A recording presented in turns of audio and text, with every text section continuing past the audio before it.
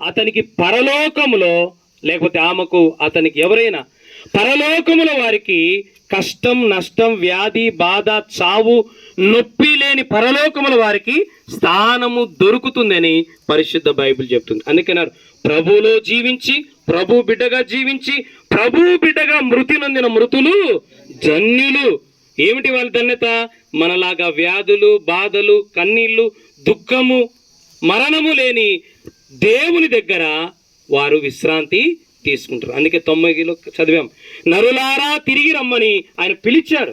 ప్రతి ఒక్కరిని వెనకల్లో ముందో దేవుడు మనిషిని పిలుచుకునే ఒకే ఒక పద్ధతి ఉంది, మరణం. ఏమిటది? మరణం.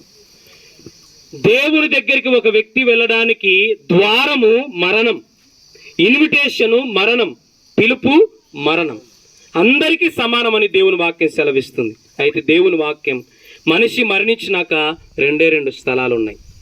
ఒకటి పరలోకం, రెండవది పాతాళము.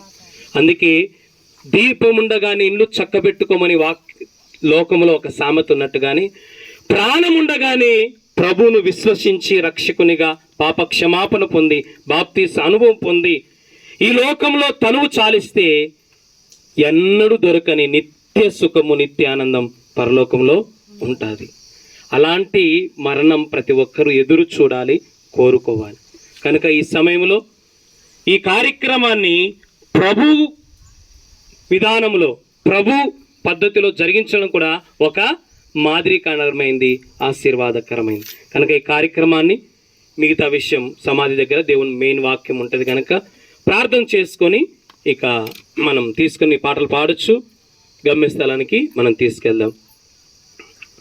అందరు కళ్ళు మూసుకుందాం, చిన్న ప్రార్థన చేద్దాం, ప్రశాంత ప్రార్థన. చిన్న విధానమును బట్టి స్తోత్రాలు చెల్లిస్తున్నాం తండ్రి. నీ కుమారుడైనటువంటి అంజనునైనా, నీ యొక్క పిలుపునిచ్చినైనా నువ్వు తీసుకున్న విధానమును బట్టి స్తోత్రములు తండ్రి. మానవ రీతిగానైనా మరణం అనేటువంటి పిలుపును నువ్వు ప్రతి ఒక్కరికి ఇస్తావు తండ్రి.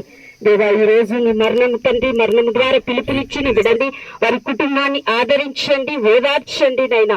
వారికి కావాల్సినటువంటి ప్రతి సమస్తమునైనా పోషణ విషయంలో, అవసరతల విషయంలో నీవే సహాయం చేసి నడిపించండి. అంజన్ననైనా ఈ లోకంలో ఉన్నంత వరకు ఒక తండ్రిగా, భర్తగానైనా, ఒక వ్యక్తిగానైనా జీవించి వెళ్ళి ఉండగా దానికి తగినటువంటి నైనా వారికి బంధుమిత్రులకు అందరూ కూడా ఆదరణ దయచేసి సహాయం చేయమని అడుగుతున్నాం. మీ కృపతో తండ్రినైనా కుటుంబమును ఓదార్చండి, అవసరతలను తీర్చండి, పోషించండి. ఈ రోజు తండ్రిని కోల్పోయినటువంటి ఆ బిడ్డలకునైనా నీవే తండ్రిగా ఉండి సహాయం చేయండి. భర్తను కోల్పోయినటువంటి వారు కూడానైనా నీవే భర్తగానైనా, నీ సృష్టికర్త అయినటువంటి దేవుడే నీకు భర్తగా ఉంటాడు.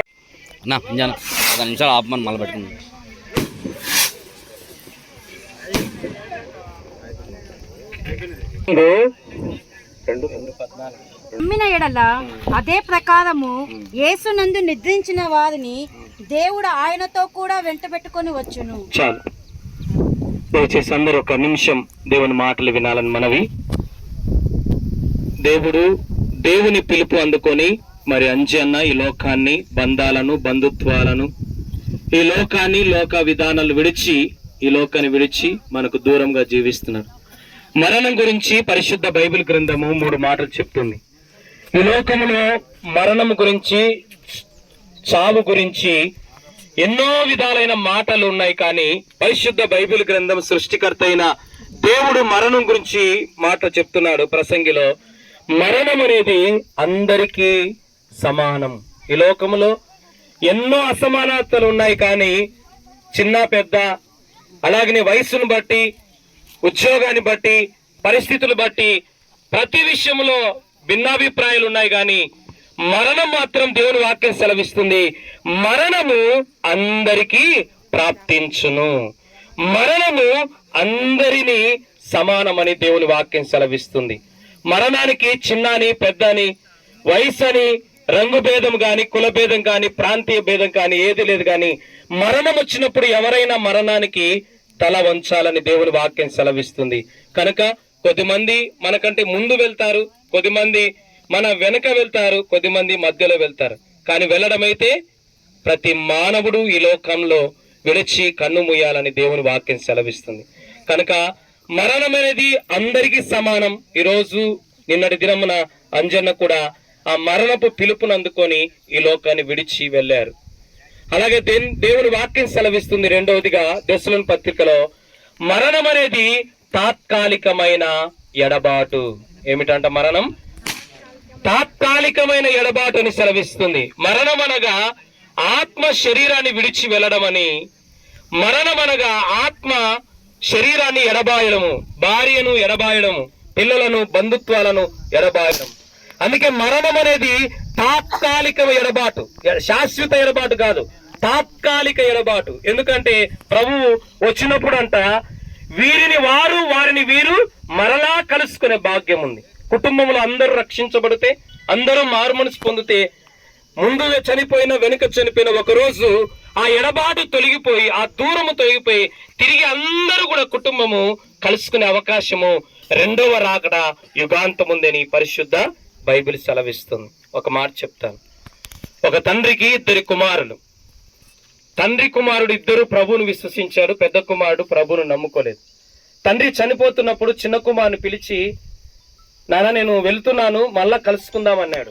పెద్ద కుమారుని పిలిచాడు, వెళ్తున్నాను అని చెప్పాడు. అప్పుడు పెద్ద కుమారుడు అడిగారు, చిన్నవానికేమో వెళ్తున్నాను మరలా కలుసుకుందాం అన్నావు, నాతో మాత్రం మళ్ళా కలుసుకుందామని ఎందుకు నువ్వు చెప్పలేదే డాడీ అని పెద్ద కుమారుడు అడిగారు. అప్పుడు పెద్ద కుమారునితో తండ్రి చనిపోతున్నప్పుడు చివరి మాట అన్నాడు, నేను రక్షణ పొందాను, చిన్నవాడు రక్షణ పొందారు, నువ్వు మాత్రం రక్షణ పొందలేదు. కాబట్టి ఈ రోజు నేను అందరినీ విడిచిపెట్టిపోతా, కానీ ప్రభువు రాకడ వచ్చినప్పుడు నేను చిన్నోడు మరలా మేము కలుసుకుంటాము.